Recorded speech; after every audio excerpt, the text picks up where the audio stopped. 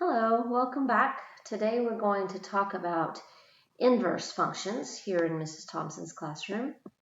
And we're going to talk about what inverses are and whether functions are inverses of each other or not. We're going to talk about their graphs and what that means and how they relate to each other.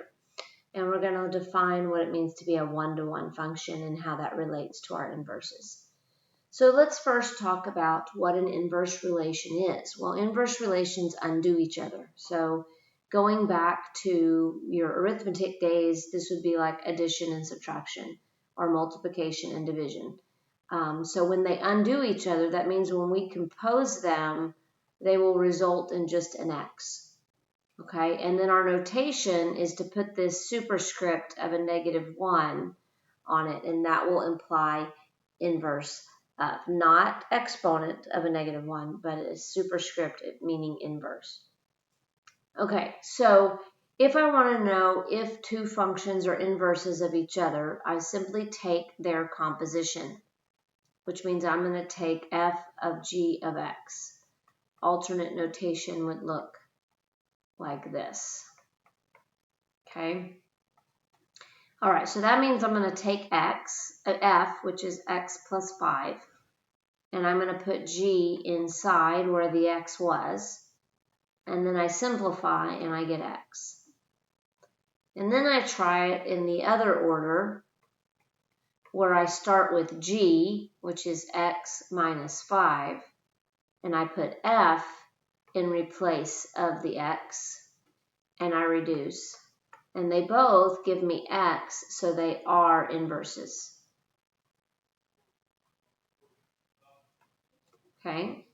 All right, so let's try it again. So here we're going to do f of g, and then we're going to do g of f. Okay, so to do f of g, we're going to take f, which is 2x plus 5. I'm going to put g inside. So this is going to reduce. These 2's will cancel, and I'm left with x minus 5 plus 5, which gives me x. That's what I want. To do g of f, I'm going to write g, which is x minus 5 divided by 2, and I'm going to put f inside. Okay, 5 minus 5 reduces, so I'm left with 2x over 2, which does give me x. And so these are inverses. Okay, but then the question remains of how do I actually find an inverse? Well, in order for them to undo one another, really what has to happen is our x and y's have to switch places. Okay? And what this is going to mean is that the domain and range are going to switch places. So the domain of the original is going to become the range of the inverse, and the domain of the inverse is going to become the range of the original. So they flip places. Then we're going to solve for y, and then we're going to write in inverse notation. Okay, now along with this, when we're writing in inverse notation, the preferable way to write it is, of course, in the function notation, but we can only do that if the inverse is a function, and so we'll have to talk about that. Okay, so let's take an example here. So we have y equals the square root of x plus 2. So f of x means y. So then I'm going to swap the x and the y values. So I get x equals the square root of y plus 2. And then I'm going to solve for y. So I'm going to subtract the 2 to the other side. Okay. And then in order to get rid of a square root, I'm going to square it. So I square both sides. And I end up with y equals x minus 2 squared, and this is our inverse. Now let's compare the graphs and make sure that what we have looks like the inverse. And what does that mean? So I'm going to start by graphing the square root of x plus 2. So the plus 2 means I've gone up 2. So at 0, I'll have a point at 2. If I plug in a 1, I would get 3. And then actually I could plug in a 4 and get 4. So a square root function looks like this. Okay? Its domain is x greater than or equal to 0. And then because I cannot take the square root of a negative number. And then its range is y greater than or equal to 2. Okay? All right, now let's take a look at the inverse that we found. So this inverse that we found is a parabola. It has a vertex of 2, 0.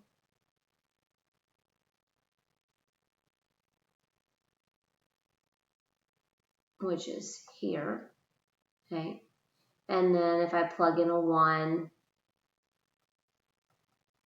I will get, if I plug in a 1, 1 minus 2 is 1, I'll get 1.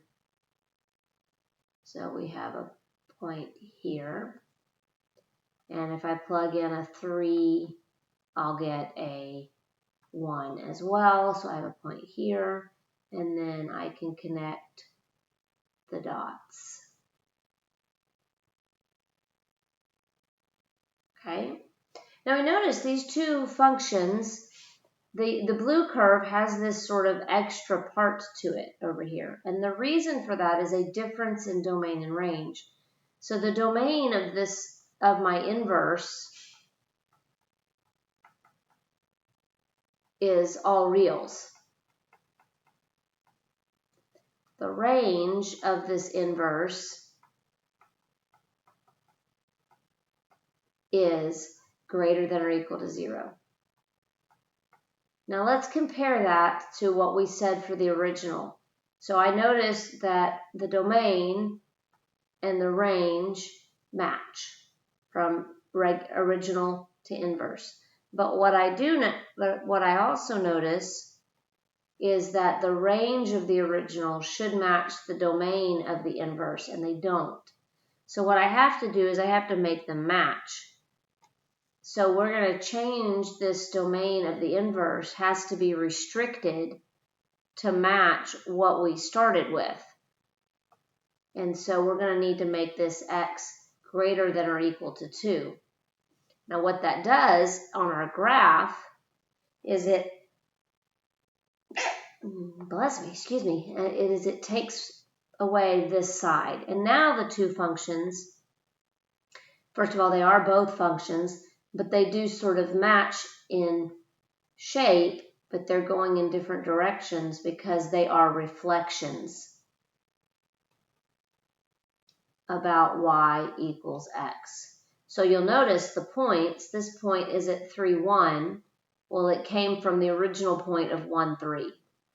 This point is at 2, 0, and it came from the original point at 0, 2. So the x's and the y's swap places. Okay. So my final equation for the inverse function would be x minus 2 squared with x greater than or equal to 2. So we will state that domain with it to be specific. Okay, let's do one more. So we have y equals x plus 1 squared minus 3. So we're going to switch the variables, and then we're going to solve for y.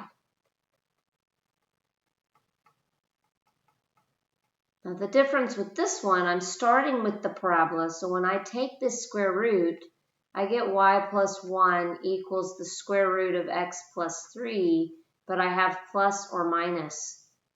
So that gives me y equals negative 1 plus or minus this square root. Now that makes this not a function.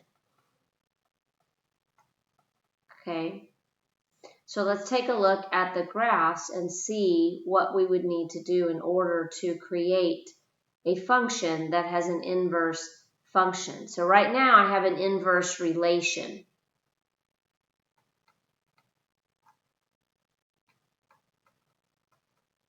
But it's not a function. So let's take a look. So the original function is a parabola. Its vertex is at -1, -3.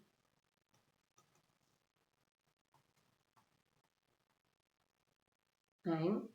It would go through 0, -2. And so it looks like this. The inverse relation would graph, would be this square root function, and it has a vertex at -3, -1. Remember, the x and the y switch places.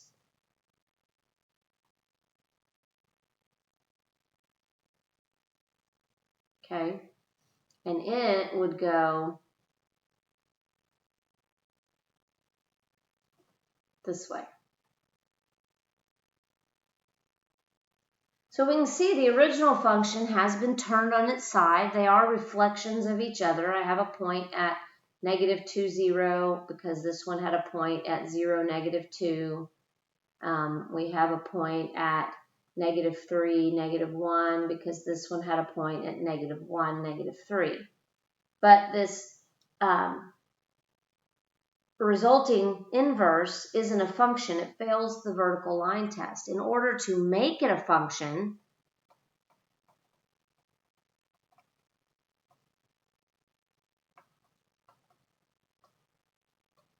what I can do is restrict its domain and its range. And so what we're going to do is we're going to take and we're going to get rid of one side.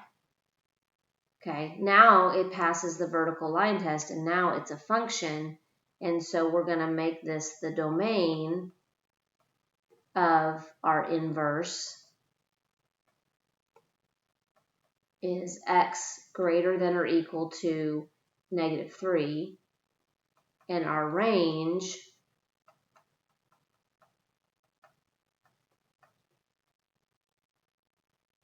is greater than or equal to -1.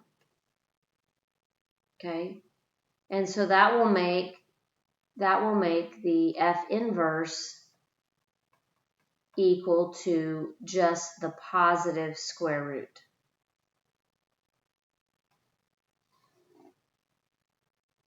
Now, if I'm going to restrict that inverse, I have to restrict the original as well. So we're going to restrict f of x to a domain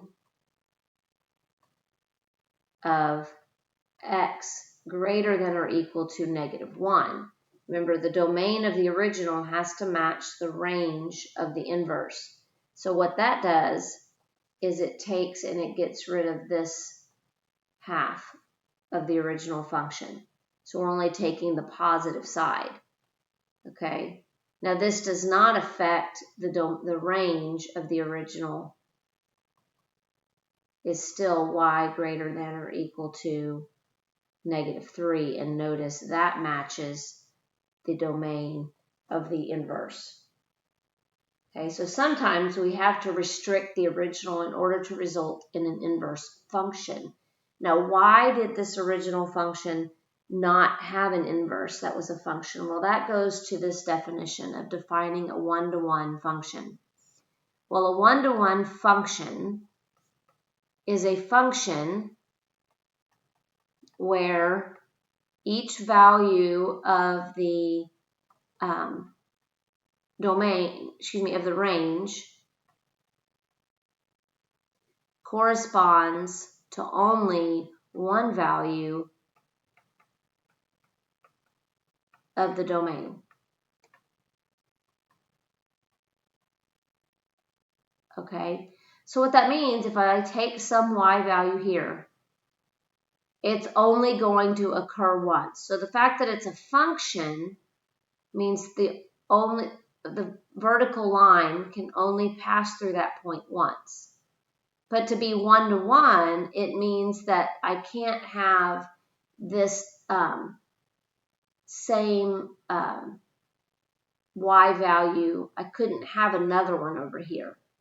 So what that means is it has to pass the horizontal line test. So if I draw it through this point, I will never come back up through that point again. Okay, so the horizontal line test says each horizontal line only crosses the function once.